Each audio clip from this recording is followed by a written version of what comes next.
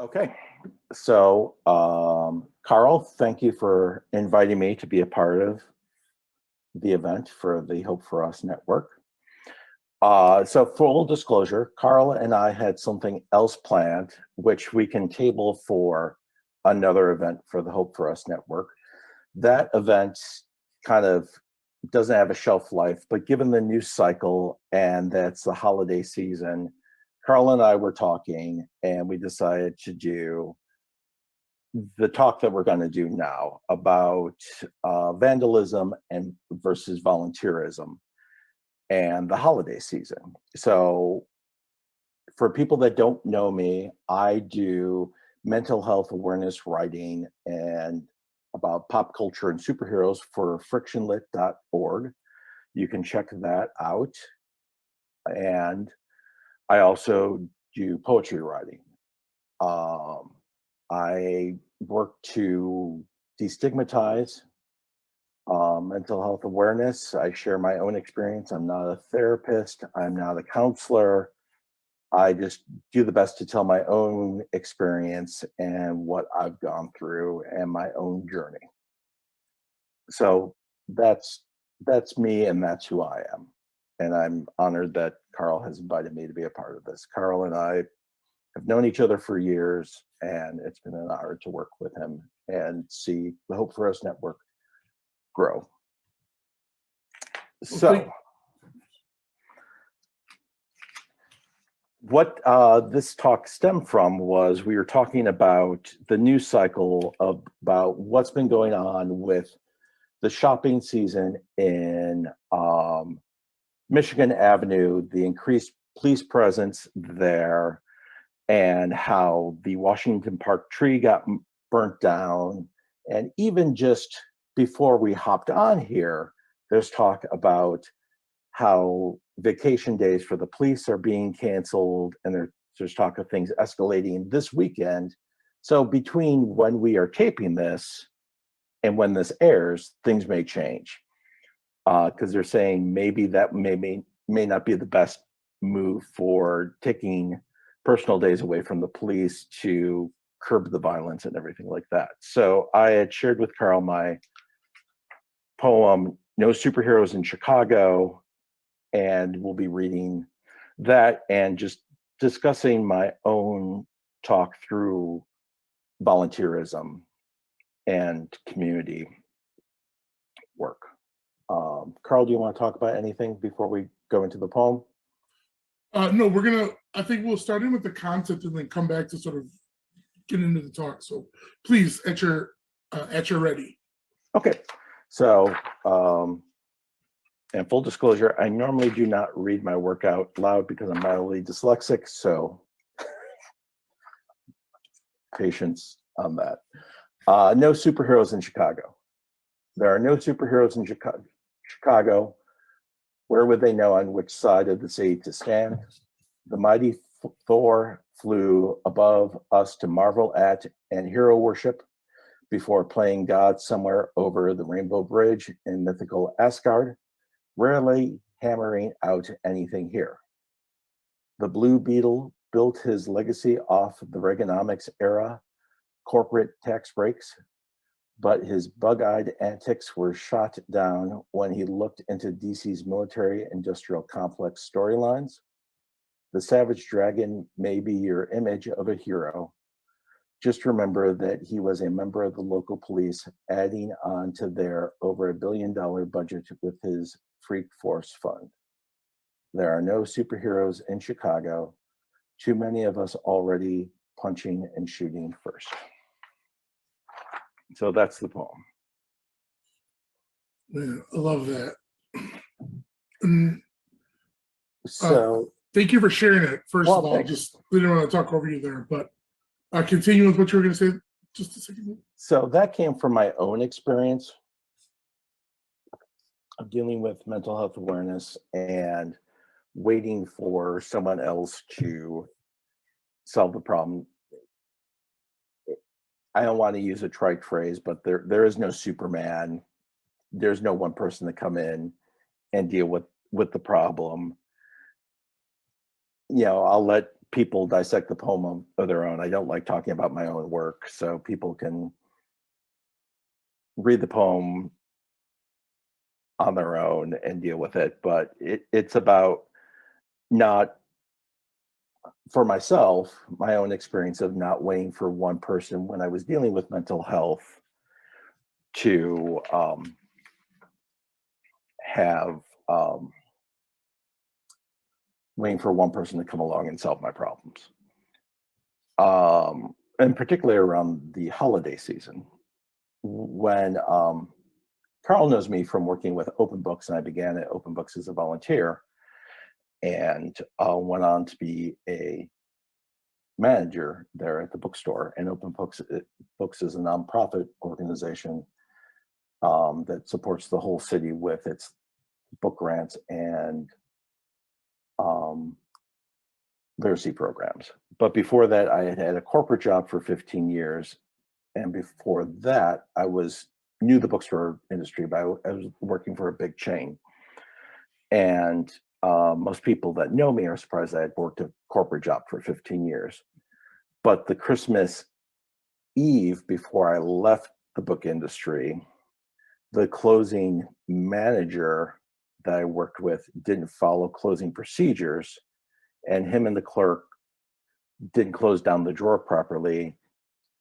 And somewhere along the lines, either a customer or them, an envelope for that drawer was either stolen or lost or something like that.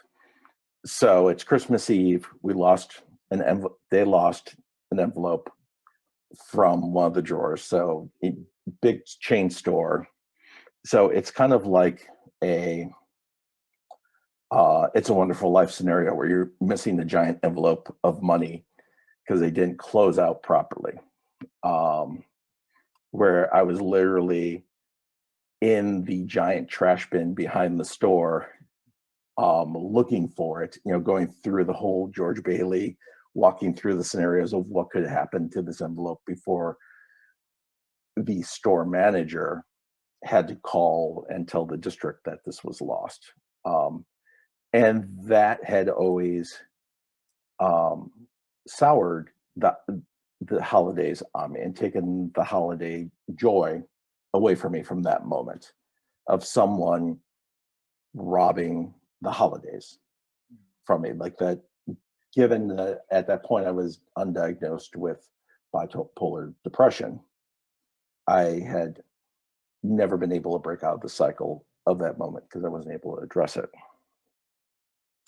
And it was a shame because for my parents, they did their best to make the holidays a joyous time, because for my mother growing up, the Christmas Eve and Christmas was never a joyous time, because for my grandfather, he lost his brother on Christmas Eve because of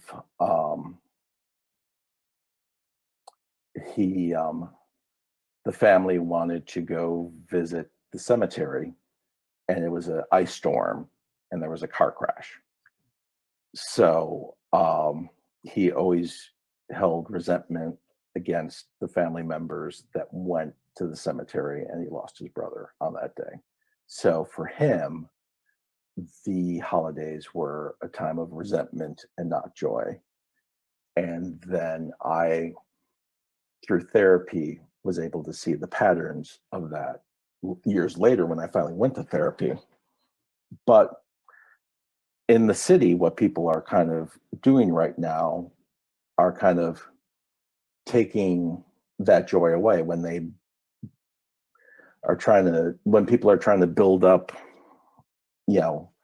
Washington Park with, the my block, my hood, my city, and then hitting the biggest symbol of what people are trying to do to bring light and spirit by burning down a giant Christmas tree.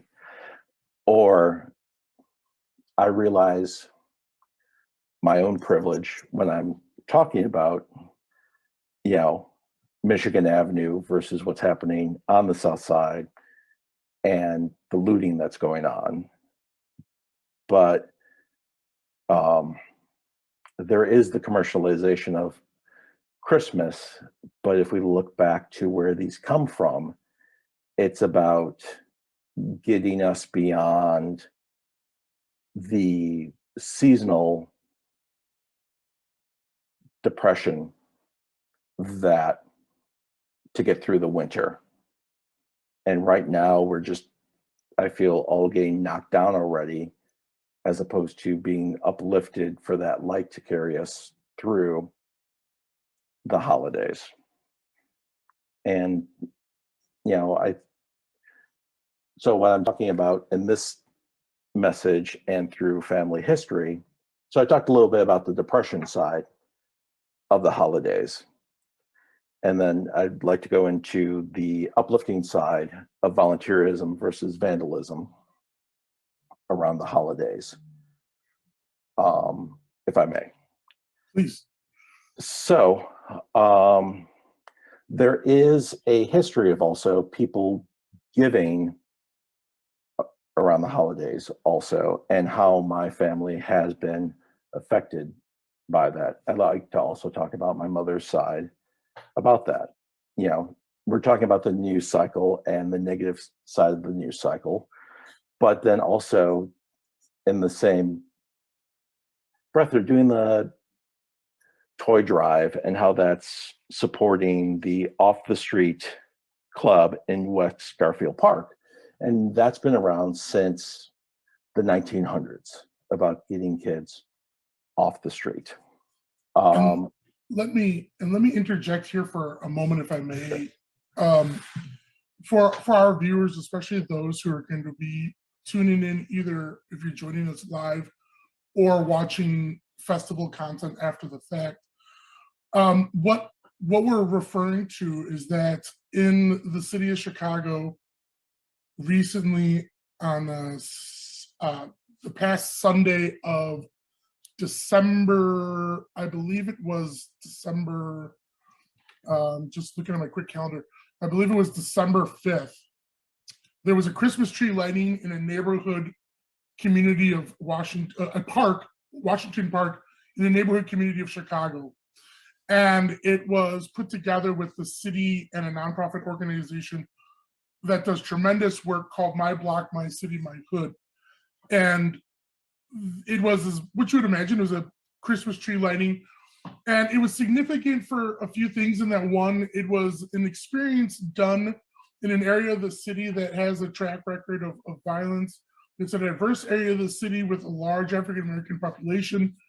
The idea being that Christmas tree lightings are usually done in downtown, tourist zones, and My Block, My City, My Hood wanted to do a Christmas tree lighting a community event to create a positive environment in a space that typically doesn't, the only reason usually there's media is down there for when there's violence. So for you watching at home or wherever you're engaging this, you can imagine, you can see what the idea is. And this is the second year that the event took place. And for the second year in a row, an unknown individuals, after the ceremony finished and people had left the park, people set fire to the tree. And we'll editorialize on that later, but just for everyone's piece of reference, what we're referring to is that situation that happened on December 5th of 2021 in Chicago. Pardon me, I didn't mean to interrupt, but just wanted to. No, it's good to give everyone context because like I said, we had something else planned, and I felt, given the how I feel about the holidays and how I bring everyone down around the holidays, this is helping me in my therapy to talk about it. Like, my wife has to force me to put a tree up, and I'm just like, well, maybe a little one. Like last year I surprised her by bringing a little tree, and that surprised her to no end. But like I used to be the biggest Christmas person in the world until the event that I just spoke about happened. And it's amazing how someone can rob, they may be doing something to support themselves, but how they can rob someone else for not only that season, but for years to come. And that's a really good point. As you continue here, I think a good underlying statement as we're going to move forward is, there's the question of commercially and socially and all things considered, holidays are supposed to be synonymous with happiness, of course, and whatnot. And that's not just a marketing scheme. We can understand in a historical context, people are coming together, celebrating, whether it's year end or religious or secular, different things. But I think this is important, and I don't want you to, and I know you're not, but I don't want you or anyone else to minimize the fact that just because on the headline it says holidays does not mean this should be synonymous with happiness. For a lot of people, No. there's a lot of different lanes, and we're going to go into specifics with you how that is. But I think it's important for other people to embrace the fact that, you know what, if holiday isn't synonymous in your mind with happiness, that doesn't mean there's something wrong with you. I think this and this is such a great conversation to have. So let's just keep going. I didn't want to interrupt there, but yeah, for me it was just like, for us in the holidays, my folks are always asking like, when you're coming over, and we just don't, and we don't, it doesn't mean we don't love our parents. We just don't wish to get around the holidays, and I don't get into the holiday spirit anymore. And I remember when that event happened over 20 years ago, I can still remember, and my dad just going, well, if you're gonna bum everyone up, why don't you just go upstairs? And I did, and it's about but I can still go through those moments of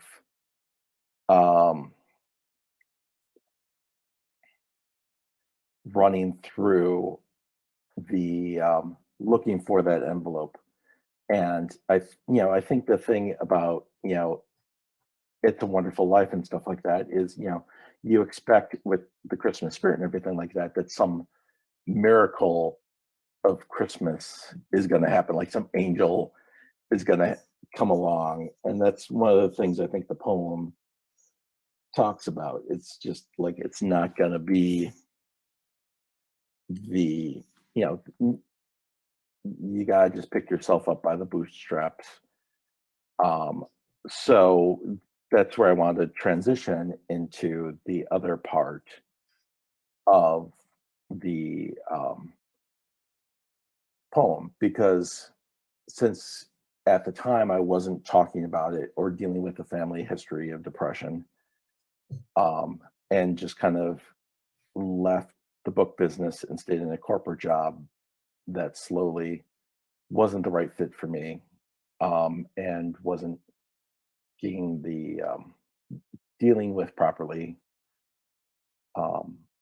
the festering anger management and depression and stuff like that. I was in therapy, but at a point, because I wasn't in the right settings and stuff like that, at a point I did go inpatient, which you met me after inpatient. That journey is not the place here to talk about. But one of the things that helped me after inpatient was volunteering till I found my place again and my purpose. And I think there is a great history in Chicago of volunteering and giving. And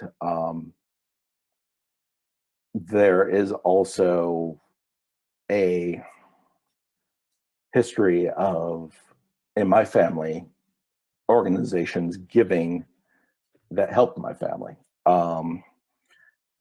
Jane Addams Hull House allowed my family, when they were just off the boat from Italy, to not just rely on other means that the city was offering. And that's where I want to share this. This is, speaking of the arts, this is my uncle Vincenzo at his studio in New York, through the dance programs that were available through Hull House. He was able to get off the streets of Chicago and learn ballet.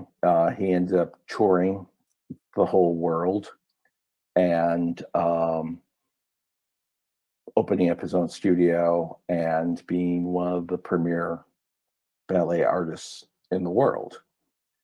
So, I mean, there's organizations that are still doing that, getting kids off the streets so kids can be kids and foster, develop their talents. I'm not saying that they're going to be the top of their game by doing that by all means. But, there's a toy drive going on as we speak right now at WGN and around town that's supporting, the off the street program for, West Garfield Park. And that organization's been around since the 1900s. So there is that history too of supporting through volunteerism also. And I guess what I'm trying to say is there's gifts that we all have to share during the holidays to help us get through. And maybe the best way to do that is, if you don't have it financially to give through art, you can do it through different nonprofit organizations. Either, painting shop windows to help, neighborhoods, or, if you want to be on TV or radio, the public radio and public television need people to answer phones during the pledge drives, and you can see how those organizations work. I did that when I got out inpatient, and you see how television works just by being around a studio as opposed to just watching TV from home and stuff like that. It's harder now with COVID, but there's tons of lonely seniors out there. But I'm sure you can arrange Zoom chats to play music for them and things like that.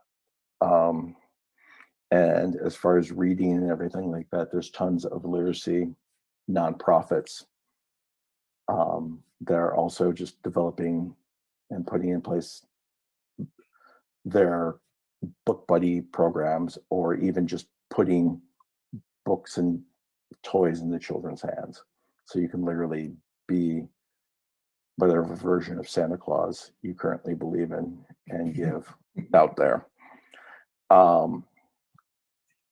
Like I said, I don't have any answers. I just know what worked for me and what family history I speak from.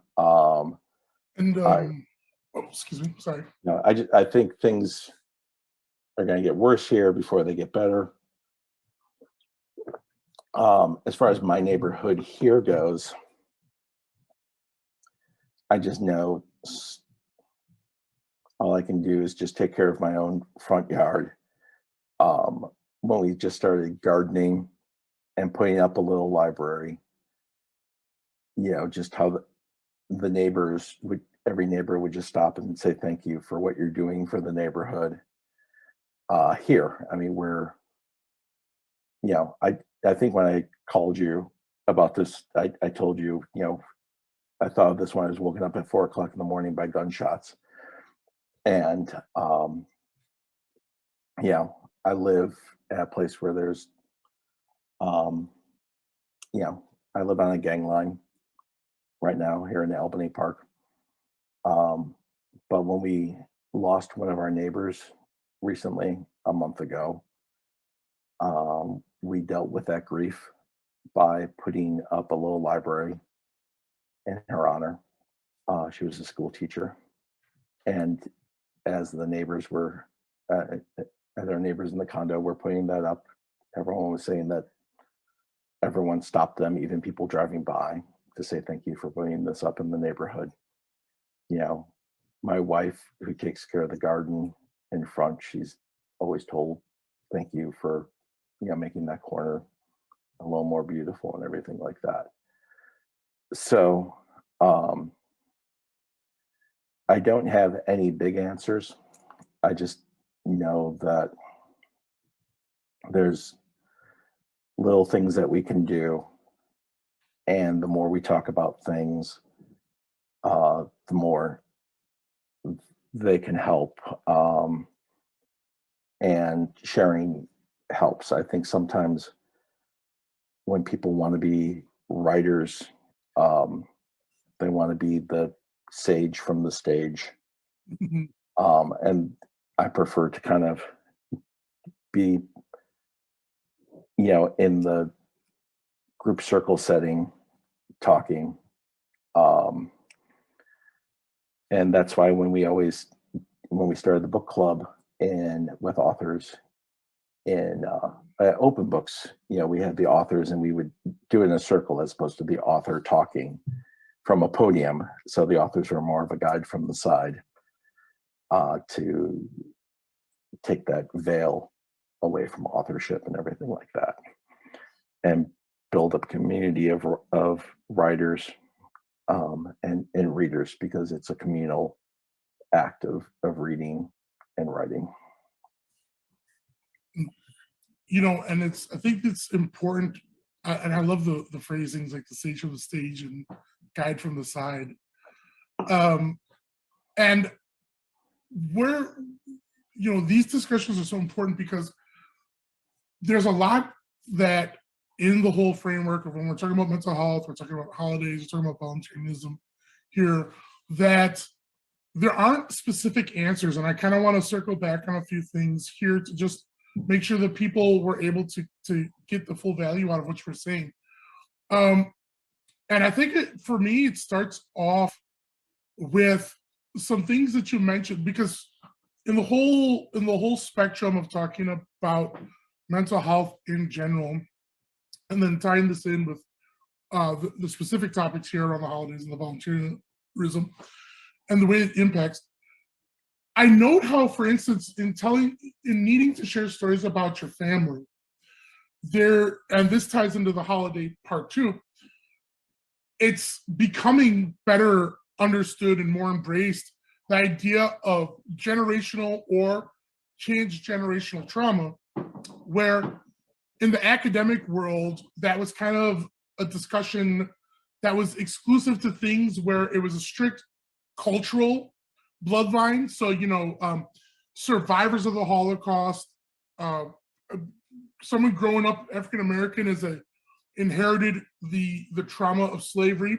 People who are Indigenous, First Nation, or Native American, depending on how they want to be identified, the abuses and genocides by the United States of America on individuals, collectively from the First Nations of America, Native Americans in America, those will all be academically registered as, transgenerational trauma, which they are. Trauma is there. But a new understanding, or continue to advance the understanding, is that we're inheriting trauma that isn't necessarily as systemic and historic. It can be the witnessing, and it might have only been thought of as, well, you could have been traumatized by your parents. Sure, we understood that. But when people are talking about generational trauma, oftentimes it's not just about a thing happened and you are impacted because you directly saw the thing.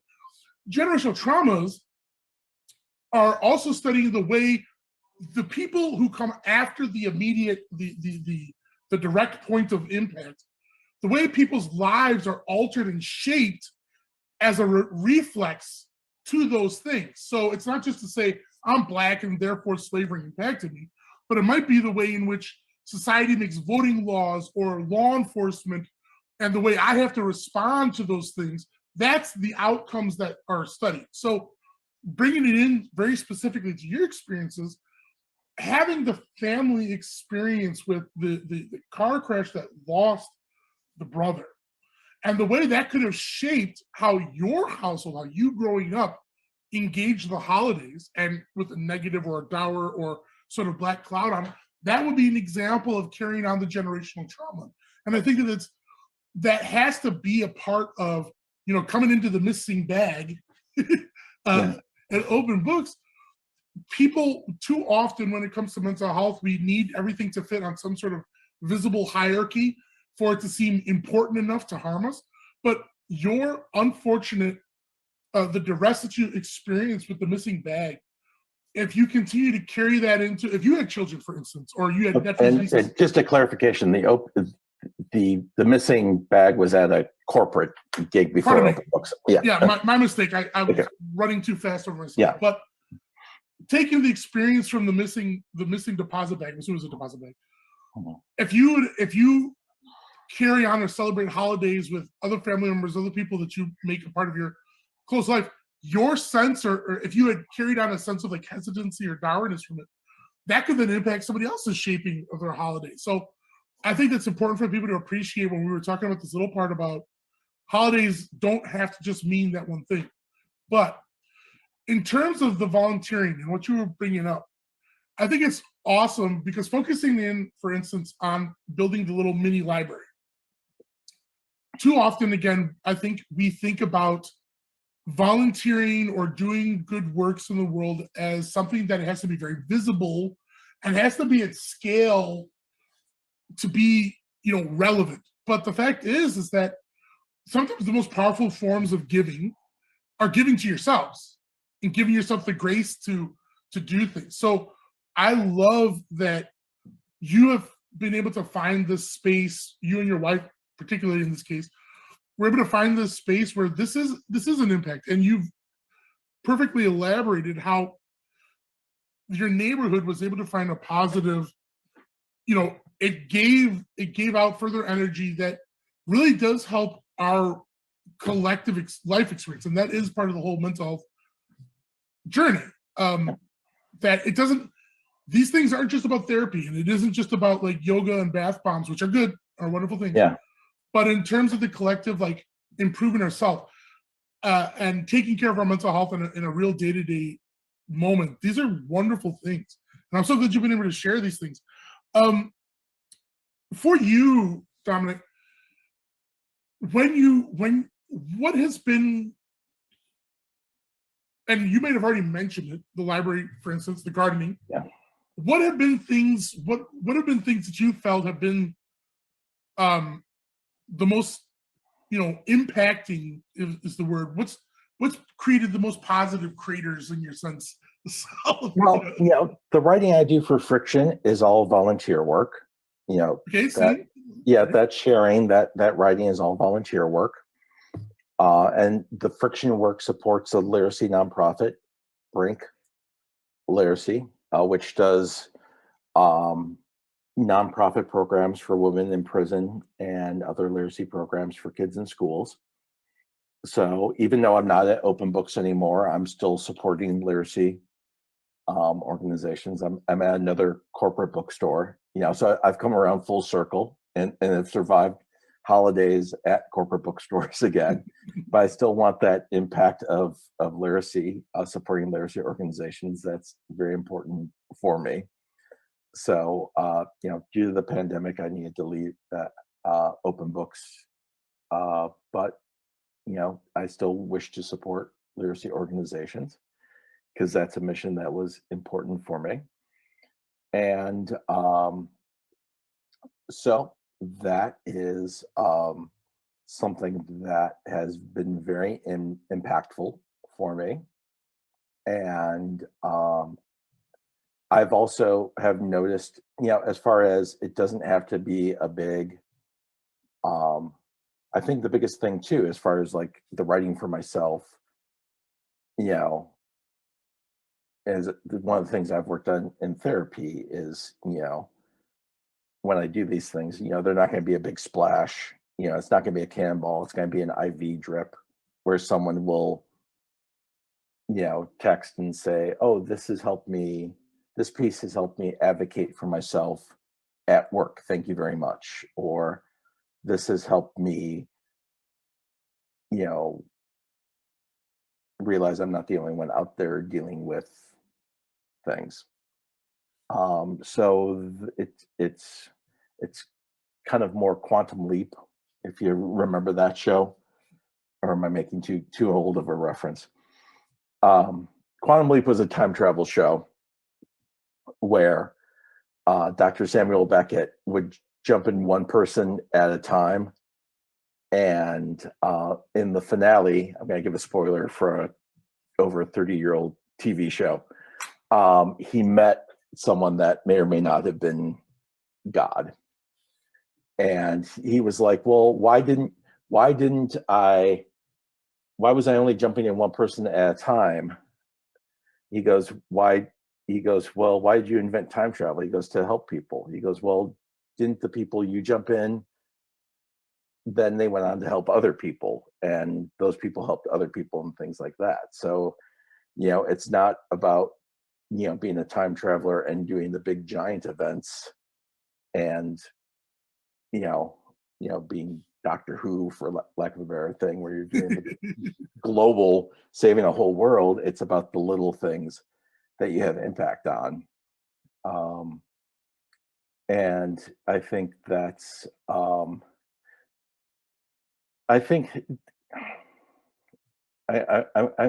gonna be controversial here at the holidays, and you're gonna hear this theory first.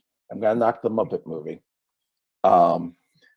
The worst thing the Muppet movie did was, at the end, they gave them the contract for being rich and famous, as opposed to just the Rainbow Connection should have just been, you have a community now, and they should have just done the show. They should have been rejected by Hollywood and done the show, and that should have been the Rainbow Connection.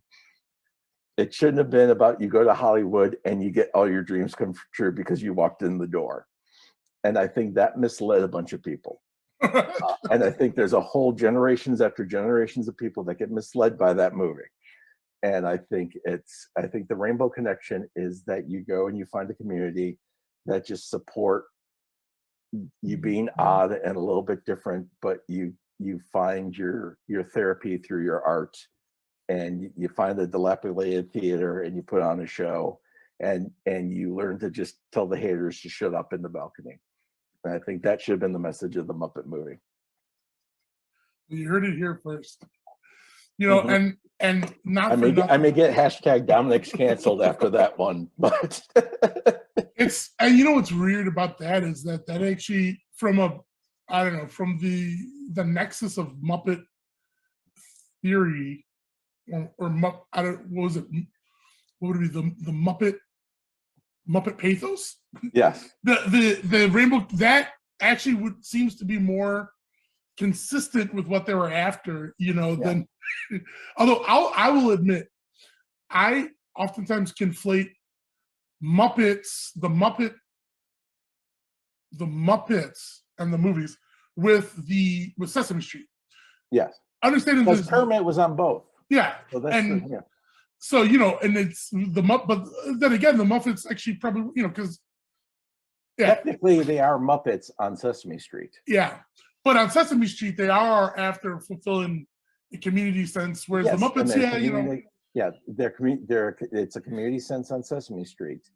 And if they had carried that over on the Muppet Show, they were. And one of the services they do is when they do the best of discs, it's only the best of. But when you watch them all the sketches don't land. So they make you think like, oh, all the Muppet Show is the best, but you watch them in the beginning, they don't all land.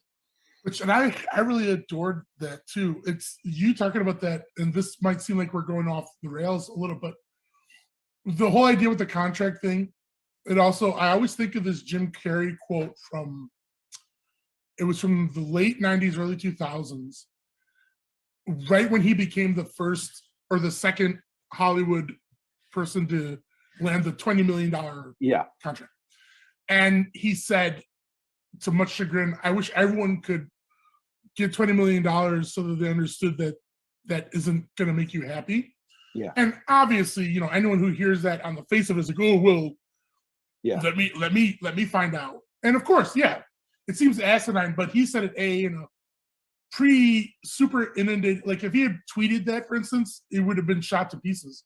Yeah. like just ridiculed to pieces. But he was saying it in the more analog era. But and I'm not going into a whole thing about materialism, but it's just more this idea of like the fulfillment. And I just want to drive back down to this sense of personal fulfillment. What we're talking about here is that even the concept of volunteerism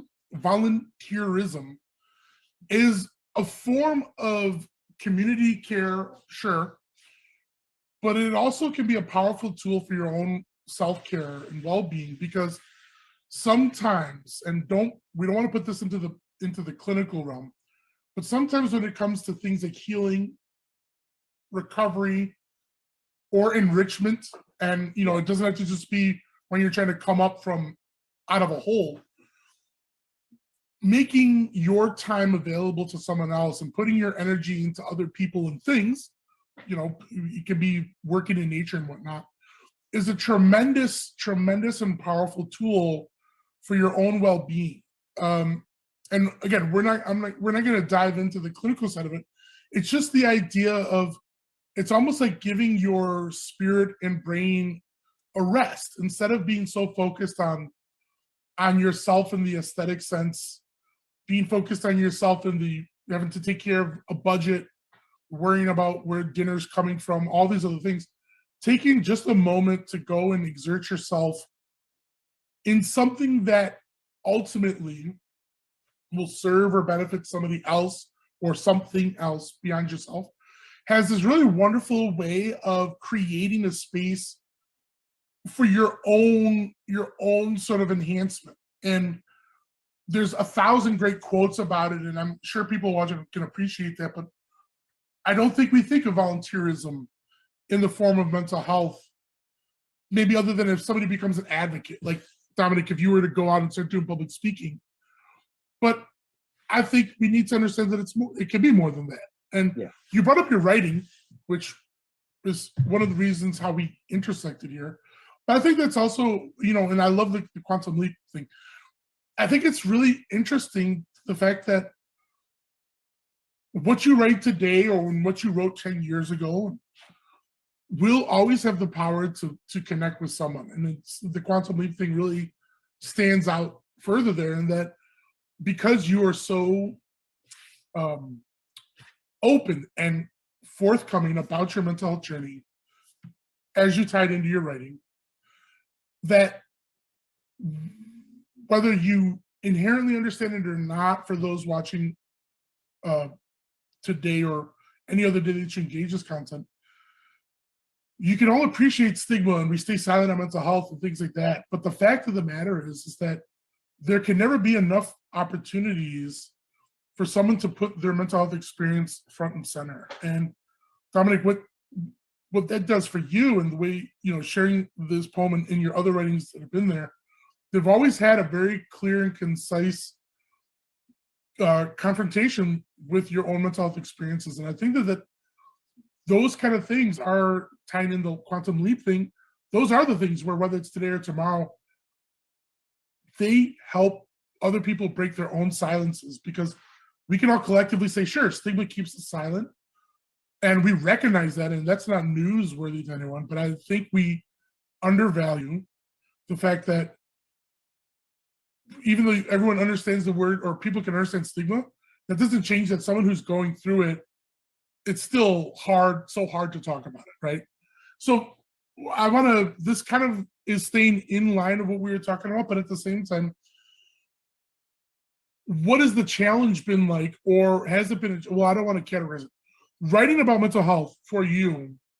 What was that process like, as the way you've included it in the things that you write, especially with Friction, which is a website any of you can check out to learn more about. But what was that like? What has that process been like, recently and historically, I guess? Well, first off, shout out to, I have amazing editors at Friction. If you go to frictionlit.org, amazing editors that cherish my experience and honor my mental health process, and know when to say, we feel you may be holding back here, but we want to create a safe space for you, where you're talking about an experience. If you're not ready to talk about your mental health experience, we understand that, but it feels like this is something missing, or you're talking around something right here. And when I do a draft, I'm like, you're totally right. I wasn't ready at that point. Here, let me go into it. Like when I was talking, you and I were putting together a panel about the Plastic Man essay I wrote and suicide prevention, because the creator of Plastic Man died by suicide, and not many people have known about that. So I was talking about my own experience in regards to the reason I went inpatient was because I needed help, because I had a plan. I did not wish to follow through on it. And I talk about the long journey as far as having suicidal thoughts. And at one point, I even went to the site where Jack Cole had died by suicide. When I had figured out where that was, when I was in this process, something I'd been dealing with for a very long time, and I talk about that in the essay. Sorry, I wasn't prepared to talk about this. So it's a little emotional right now. It's about that, and being prepared to, talk. When I was talking about going to the site, and they're talking about that process, they're very gracious and supportive and amazing as far as that goes. They're very good about when I do a pitch, if I'm putting too many ingredients in the gumbo, saying this is a little convoluted, Dom. Maybe pare this back a little bit for something I just had pitched recently, or if I feel very impassioned about something, to know that I maybe need to.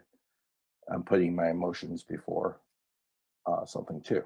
So the staff at Friction is amazing as far as that goes. So I have, knock on wood, that I looked into a great place for writing that. And also, they're also very good for making sure that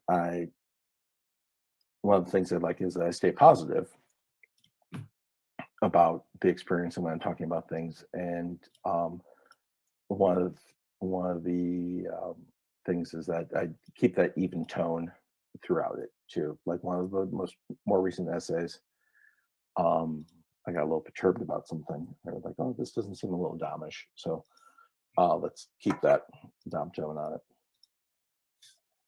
And that's, and I think that's interesting too.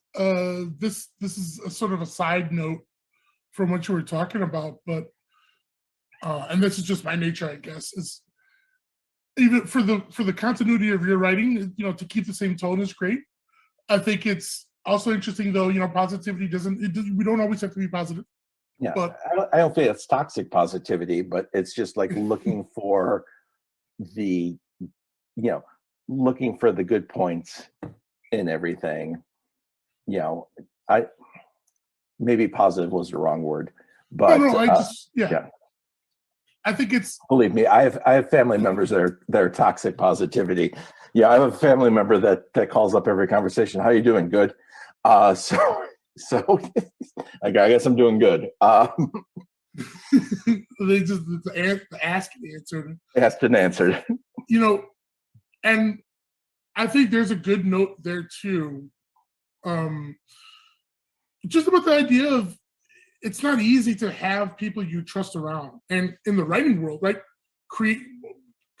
Painting, writing, singing, having other people look at your work, having other people a part of your creative process is such a it really is. It's like getting dressed in front of someone. If you've never endeavored into a creative thing, for those engaged right now, you may think that's a silly description I'm making, but when it doesn't matter whether you're writing a poem, an essay, a novel, painting, dancing, singing, etc. When you start to, especially draft form of anything, Yeah. you start putting those things out there, and it's vulnerable. And it's so important that you have good people around, because there's a lot of room for toxic and hostility and all that stuff. So, I'm glad you have that part in there. In addition to friction, I definitely, in the beginning stages of this, I have a good team that got me on this path before I even got to friction. So a shout out to Tyrone, Christina, and Mike and June. That's Team Dom right there.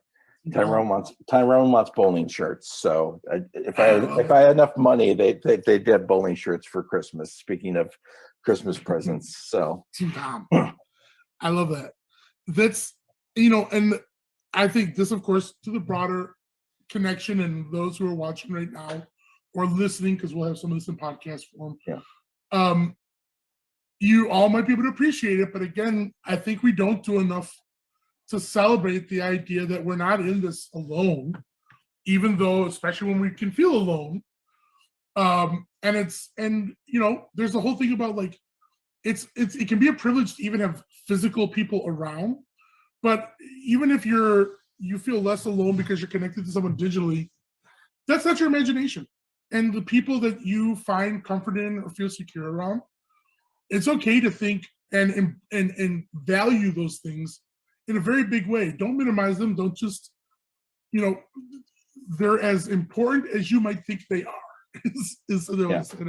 And I'm glad that you have that you feel good to be able to celebrate them. That's such a great thing.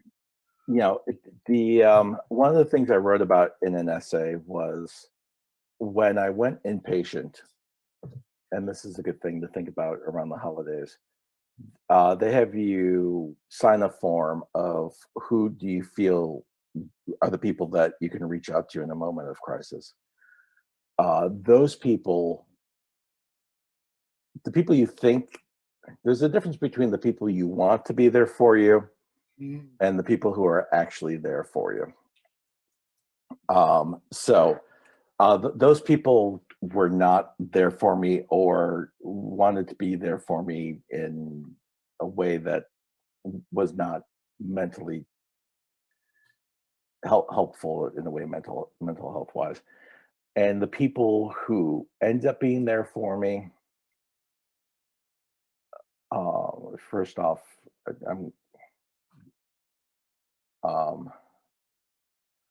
I didn't even know they were the ones that would be there for me. And, it's the whole thing of you don't know your life, and your life isn't the tapestry, it's the behind the tapestry and all the connections, if you've ever heard that analogy before, and I'm probably goofing it up. And one of those, and how those people came into my life and got me to where I am now is because I broke the stigma and talked about what was happening to me.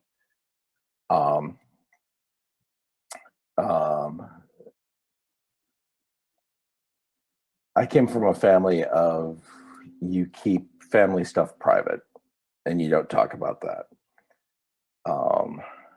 And so I learned to bottle stuff up. And so I just got to a point where the bottle broke. That's why I needed to go inpatient. So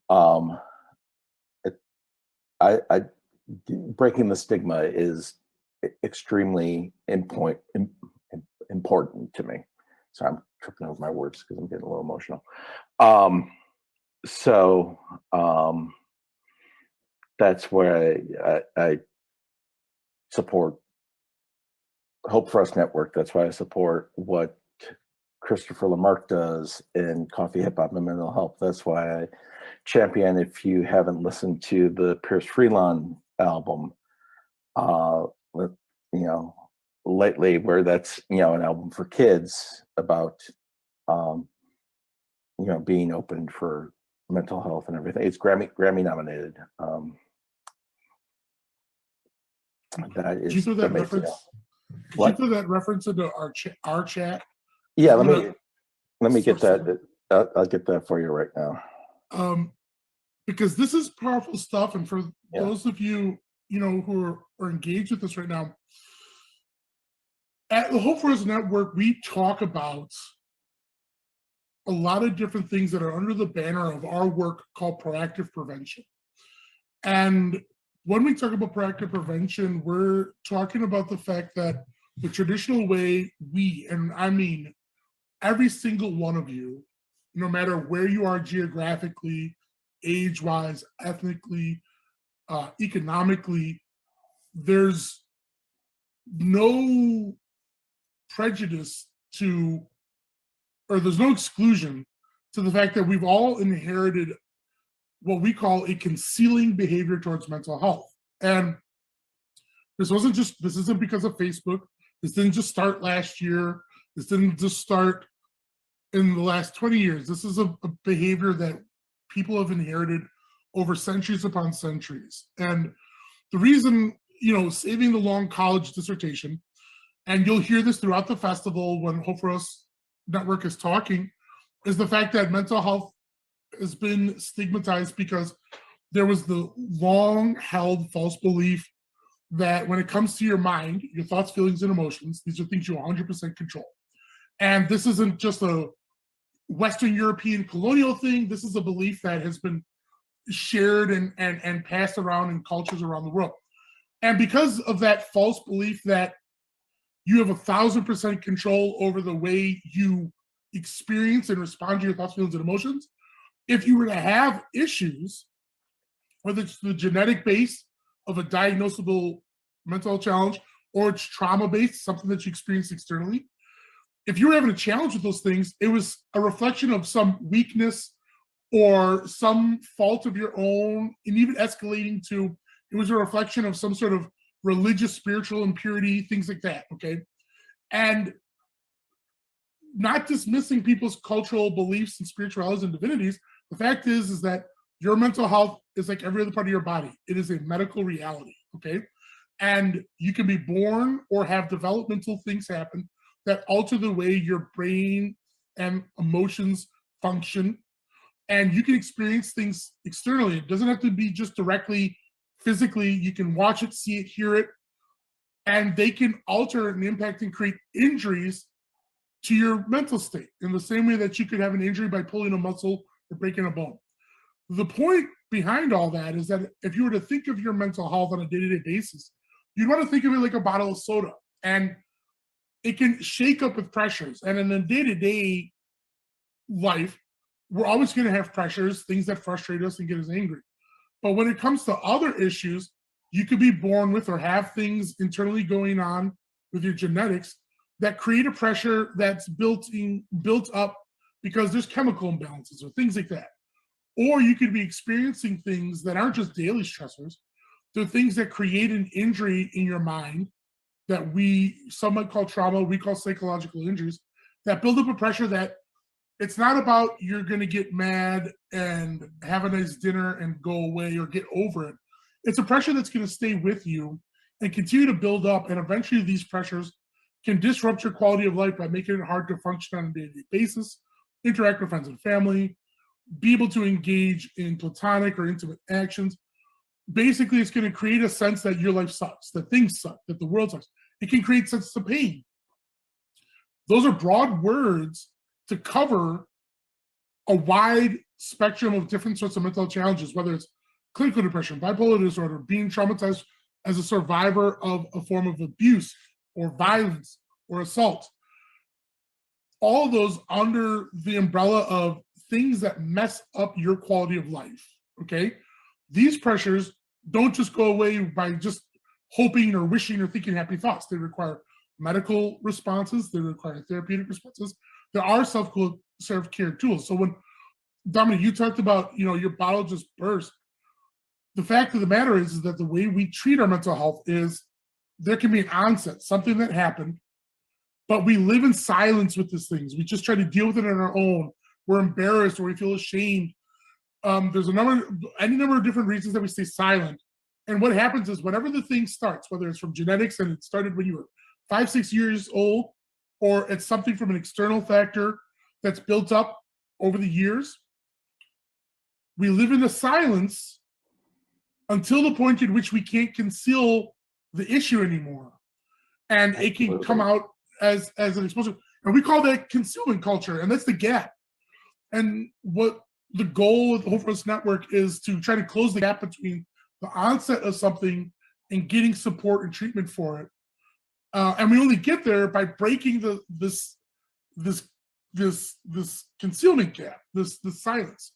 So it's beautiful that you're able to talk about these things in such a way that you're recognizing that you had a buildup and a point of a confrontation, and we want to avoid getting to crisis. But yeah, your story is important for other people to know and to see you after the fact, because too often we talk about mental health as if it's a linear journey in which once you get treatment, it's all done, and it's No, it's not. No, so, there's no magic bullet. yeah, There's no superhero going to come and save you. There's no magic bullet for mental health. so it's a beautiful thing the way you're able to share, both in writing and as we speak now, share your ongoing legacy, the ongoing things that you do and have to do, quite frankly, sometimes to find and sustain that balance. And I saw that, and I'm glad you put that reference, Pierce Freelon, like future. Any tools we can use to help encourage people to break their own, or to not be silent and validate their own mental health is always important. So thank you so much for sharing that. Dominic, where you are today and reflecting back, when we talk about, coming back to the idea of volunteerism, are there things that you're sort of looking forward to? You were able to recognize the thing like the library and the gardening. Are the things you have on like a to-do list of you're interested in from a volunteering standpoint? Like, oh, one day I feel like if I ever had the nerve or felt stable or had the time for it, I'd like to get involved in this, that, or the other. Are there any things you look forward to potentially trying? I would love to get it's hard with COVID right now, but I've been talking with some folks about trying to get a open reading series going where people can come and share their work and talk going. But I'd love to do it kind of more in that non-traditional setting where everyone's kind of in the round. When the storytelling tradition started, it was a way to keep everyone around the fire so he didn't go off and freeze to death.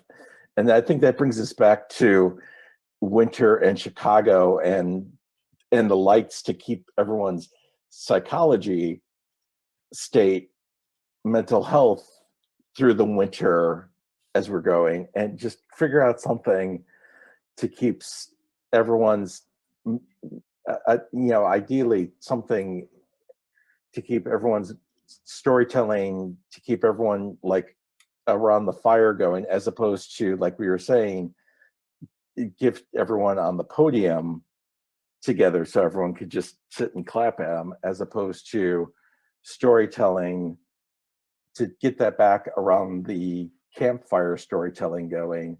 So you're literally guide by the side that everyone's around together to not only get the storytelling going, but to get the conversation going around mental health, all, like a campfire setting to tie in open mic and mental health, something like that. Because that's when it began, and that's how we began to stay around the fire and keep everyone around it, so we all stayed warm and alive. So to just do something like that tradition, small, as opposed to something big and giant, so it's like look at this. Something more like come together and look at us. I don't know what that is, but that's in working on this, that's what made me think of this. Something in the form of moving an amalgam of group therapy and open mic, amalgamating that. I love that. And this is, I think that's another thing that we can bring into this conversation. We're talking about a lot of things that are kind of personal, personally based. Yeah. But it doesn't hurt to embrace the fact that this probably links back in, let me see if I can make the leap here. This links back into the idea of volunteerism as a way to like putting your energy outbound to other people. Group therapy, group support groups, because group therapy is one level and different intensities. But the value of these group things isn't just you find support in other people sharing their stories, but like you're not alone in that direct sense. But there's something phenomenal about the fact that somebody sharing a story isn't just can help you break your own silence, but it can help encourage you, because the immediate effect might be somebody tells their story and I was like, okay, well they went so, in a really like predatory or like a really brutal way. Hearing somebody else tell their story can be like, oh well, they've exposed themselves, so I don't feel so embarrassed to expose myself. Yeah. And that's fine. I mean, that's the transaction that's happened. But the other cool thing about being in groups is that you never know whose story or whose experiences could help give you inspiration. And so aside from the direct transaction of, it's like the first person to jump into like an icy pond, or, the first person to go streaking or something, you're like, all right, well, they're doing it, I'll do it. Yeah. Which is great. I mean, that's probably not the way someone would want you to explain like group support, but no. The other value there, I think, is the fact that somebody who looks completely different from you in age, ethnicity, gender identity, all these things, could be saying something that could have found insight from an experience that has nothing to do with yours. I could be struggling with something that might be related to depending on a substance, and somebody could be struggling with coming from, an abusive environment. But something they found as resilience could directly, powerfully share. And we would never know that if we hadn't shared our stories. And, I like the idea of building, more and more group experiences that are just on the idea of sharing and collaborating together. It's a beautiful thing. And story development is such a wonderful way to do that, it gives a great vehicle. So that's a really cool thing. We'd like to see if the network could ever help you do that. Yeah, I like I said, it's something that putting this together made me think of it. I don't know what the yes and is to it, so if anyone has any ideas, let me know. But it's I'm sorry, I didn't mean to cut you off there. No, that was it. I think this is a great place to sort of, as we're sort of winding down here. The really cool thing in getting to learn more from your perspective, Dominic, is I think too often we don't give ourselves enough credit that our stories are worth telling and sharing. And it's been great to just sit here and talk with you and learn about these different nuances that have influenced and shaped who you are. And obviously we didn't go on like a full autobiography, but that's all right. Yeah. I think it's, you are a tremendous, phenomenal writer. Well, we'll be, as again, if you're listening to the podcast version of this, check on the Hope for Us Network's website. We'll be putting all the different important hyperlinks and references that we've talked about. You'll see them. And if you're watching right now, you'll obviously see it down in the bottom boxes and everything. And check out Dominic's work at Friction, which we'll make sure we've got linked as well. But as we're sort of winding down here, Dominic, what are some, we're doing this in December, and as is tradition, year end, we tried to do reflection on the Julian calendar. Um, and we've been in this wackiness with, I refuse to say we're post-pandemic, you know. No, we're not. We're not. But we're only an O in the alphabet. We're but what are some takeaways? It doesn't matter whether it's negative or positive, but as we're sort of winding down the calendar for the year, what are some things that sort of, I don't want to editorialize whether it's good, bad, or otherwise, but are there any sort of things that sort of stuck with you or stand out in your mind as just things you note as we're coming to the end of this calendar year?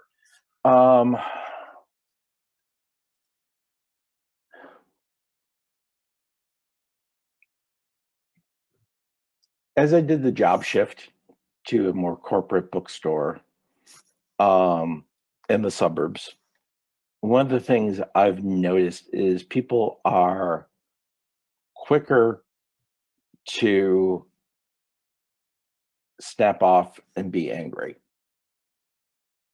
So, but when there is those moments where the numbers go up as far as the pandemic and everything like that, you get to a point where the thank yous come out again.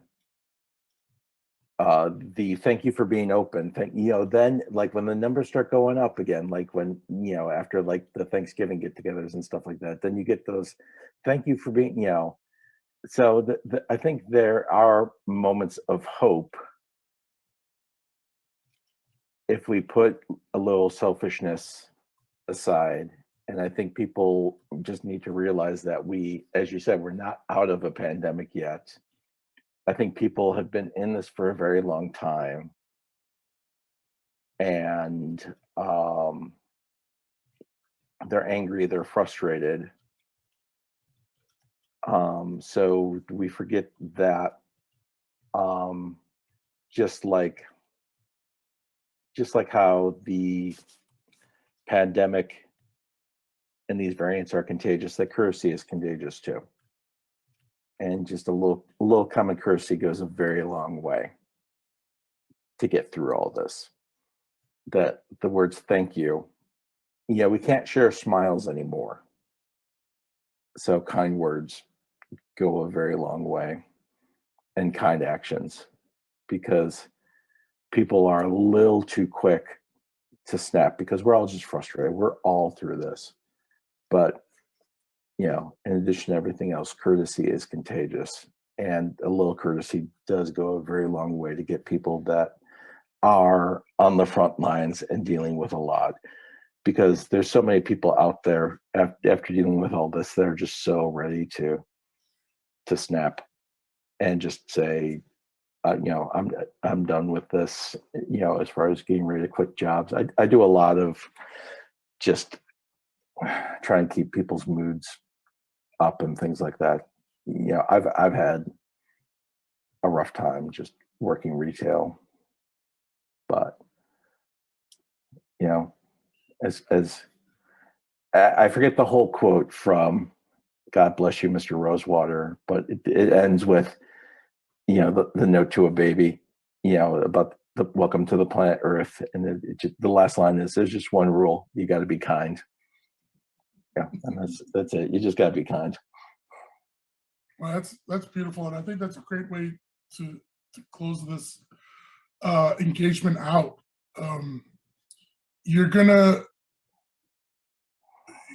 make sure to take care of yourself, and you're gonna keep rocking and rolling and writing. Yeah, I got some stuff in the works for Friction. So there's some stuff in the queue that'll be coming out. So, and you can always follow me on Dominic_lives on Instagram and Twitter as stuff drops. And as always, thank you for this great opportunity. And this was an absolute pleasure. I hope I didn't babble too much. Like I said, this wasn't the one we had planned, but we can always do the one we had planned later. There's not a shelf life on it. Yeah, absolutely. And the beautiful thing about live streaming as opposed to other formats, conference panels, for Yeah. instance, Yeah. where it's got to be real like clip, clip, clip. You're in and you're out, you know, and Yeah. it's all your predetermined things. One of the reasons we wanted to do this festival is that we really just want to have discussions and really just talk and engage with people and not necessarily have to make it a sort of dry corporate, like, here's the 3 points you're going to hit, say them, and then get out, you know, close out. We just want to keep this real. And I think this is a perfect example of the discussions we're looking to have. And, you know, one of the things that we're really interested in at the network is continuing to embrace the idea of building a community experience where you don't have to be an expert in this kind of stuff, live streaming or whatever, where people are really just able to talk about their passions and there isn't a gimmick behind it. We're not asking you to sell something or sell us or anything. And that's the payoff, is people just get to meet you as you are, learn about who you are, and we'll do the rest later. This doesn't have to be telling too often, especially mental health, suicide prevention specifically. And we understand why this can happen. I'm saying that with like an asterisk. But one of the big things about the Hope for Us Network is that this can't just all be talking about the point of crisis, because that's not what mental health is. It's not just the point of you're most vulnerable. It's also about, and yes, it's about what became before and what maybe were the shaping characteristics of a trauma or your illnesses. But it's also about, my gosh, the after, the forward, and the tomorrow. And I love your, you know, as we're finishing here, I think you just sort of double underscored something that I want to close on because it's important, is your handle, Dominic Lives. That's so beautiful, man. And there's a reason I chose it. Because it's, you know, it's just that to remind myself, you know, as someone that has, you know, the thoughts that I have, you know, I made that. Well, first off, my nephew took my name on Instagram. And then I said, well, what's most important to me is the fact that I had one day and I made a decision to make it to the next day. Love that. And I love that you're still here with us. Well, thank you. And, you know, that's the perfect way to sort of close out is, you know, I'm glad you're living and we're going to keep doing the best we can in our own ways. And Dominic, you're such a phenomenal human being. I'm glad our audience has got to meet you. And, you know, I'm not trying to make a spoiler, but we hope our audience will get to see more of you as the network continues to do programming. Yes, we have the next one. You know, the next one's on the bookshelf, i.e., it's a book talk. So we don't want to give anything away. The next one's a book talk. That's great. The bookseller will be doing a book talk. It's already out there. It's already committed. It's already the bookseller's doing a book talk. It's already committed. That's perfect. Well, you know, the more people who get to know about you, the better, because like I said before, you're just such an awesome cat. And people can only benefit from your wisdom and insights. And so it's been our pleasure for you to be a guest in our inaugural festival. And so Dominic, thank you so much. And I hope you have a wonderful day. You're really an awesome person. Sorry if I offended anyone about the Muppet movie. But you hit me on Dominic_lives if you are. Send your questions and concerns to Dominic Lives on Instagram. Dominic_lives. If any questions, concerns about the Muppet movie. And then with that, we'll just sign off with a waka waka waka. Waka waka. Oh, here's the Muppets. Waka waka waka. But thank you so much, Dominic. You're awesome. You have a great day. Thanks. Bye bye.